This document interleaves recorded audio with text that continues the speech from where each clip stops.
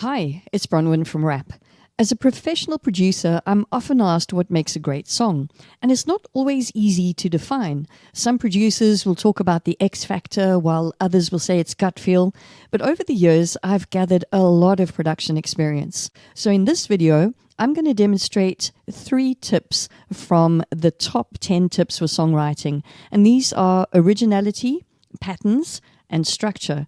Now, I love working with sample packs. There are so many creative and excellent producers and musicians out there, and I'm inspired by every pack I get my hands on. Today, the track that I'm working on is Purple City. It's by Cryptic Samples from the Afro Trap pack, and it's available at rloops.com. So let's have a listen to what I've got so far.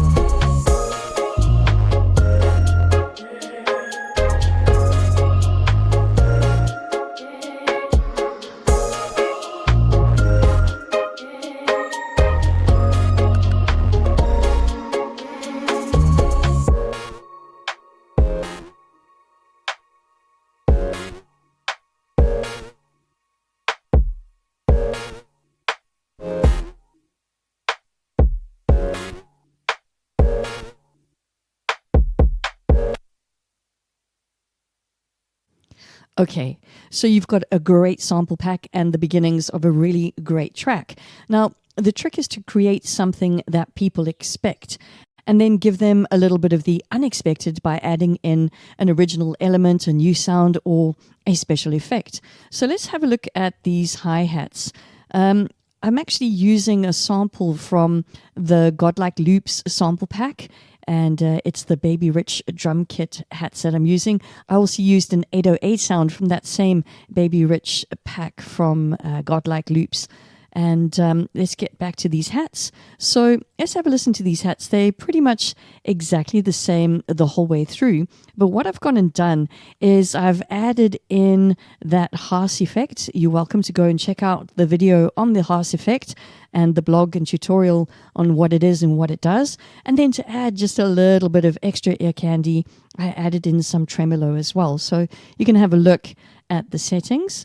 And what I'm going to do is actually just bypass these for the minute, and let's have a listen to that hi-hat pattern.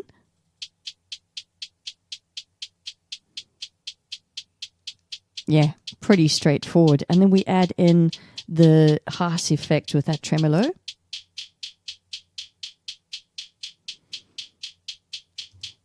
And suddenly you've got something a little bit different, some nice ear candy, and there you go. You've got a little bit of an original element that you've added into that sample pack. Right, so the next thing that you want to do is have a look at patterns. Patterns help establish familiarity. You want to use patterns that the listeners will react to on an emotional level. So you want to create a common thread with the music or with the lyrics. But I suggest that you get yourself a music theory lesson to help you understand melody, harmony, and rhythm and so on. Hey, but you don't want to be boring. You need to change up these patterns every now and then to create some excitement and to release tension. Creating patterns is really simple to do. All you do is you open up your sample pack and you drag and drop, as I've done over here, into the arrangement window in your DAW. But the trick here is to add and remove certain elements and instruments at strategic points in the song to make it interesting. You know your song. but the listener doesn't. So you need to create a pattern for the verse and something similar for the hook and the chorus, and then build all the other elements and the parts of the song from that. So you've got your really familiar. And you can see what I've done over here. Let's have a look at, for example, this kick. You can see that the pattern of the kick is identical the whole way throughout the song, and the same for the clap. You can now see the rim shot. At certain parts, I've actually muted it or taken it out. You can see that just from the intro into that first verse, you can see that there's a reverse hat effect that's been used to link the intro into the verse. And then obviously we've discussed already what I've done on that hi-hat pattern to give it a little bit of ear candy. And that plays throughout the verses and the choruses, but it again, when it gets to the link and the intro are very similar. And you can see that that hat pattern stops at the end of that hook. But just to add a little bit of dynamics and interest, I've added in an extra hat pattern in the chorus section. You can also see with the bass, how that bass has extra bass has been added in on that chorus section, and so on. You can see that the patterns are throughout. They have created that familiarity, but then there's certain things that have been added or taken away at strategic points in order to make the song a little bit interesting. Okay, so you can see all the patterns in the song. The same loops are playing throughout. And you can see here that I've actually used a little reverse hat going from the intro into the verse. Let's just have a listen to that quickly. And then you can see that going from the verse into the chorus, there's nothing. It just literally goes straight from that verse into the chorus. So I think what I'm going to do is I'm going to use that as a familiar link, and I'm actually going to just paste it so that we get to the chorus. Let's have a look at that.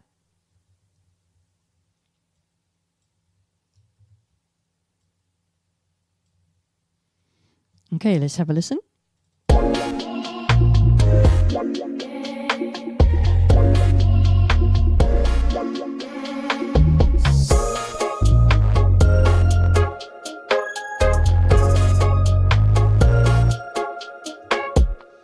And let's have a listen to it without.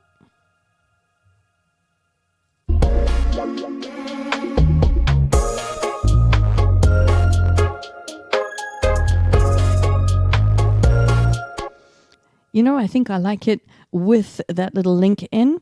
It's just going to tie up those verses nicely together and give your listener a little clue as to the fact that something interesting is about to change sonically. The next thing that you need to really consider is your structure. Our human brains are wired to enjoy structured music. So it's really important to get to understand the genre of music that you're writing or mixing for, and understand the structure for that particular style of music in terms of intro and verse and chorus and so on, and work within those structures. I can't emphasize enough the importance of using commercial reference music. Find your favorite productions and your favorite music that has been commercially released and really listen to them analytically.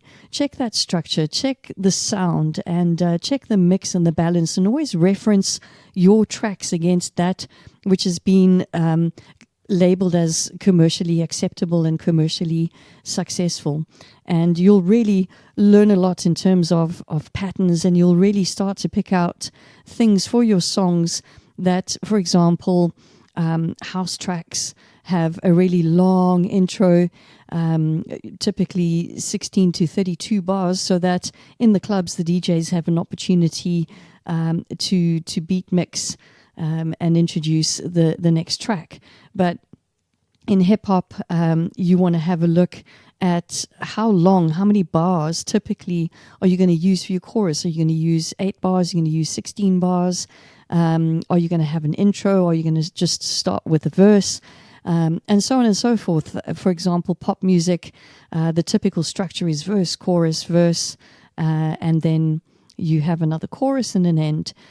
So knowing these things will give you a really good idea to create something that people are already familiar with and comfortable with in that particular genre, and then it'll give you an opportunity to add in that original idea. Maybe you take away the intro and start with a verse, or maybe instead of typically starting with a verse in that particular genre, you add in an intro, and so on and so forth. So that's it for this video. Thank you so much for watching, and I will catch you again next time. For some more information on song engineering, please go and visit raponline.net and check out the Song Engineering online course.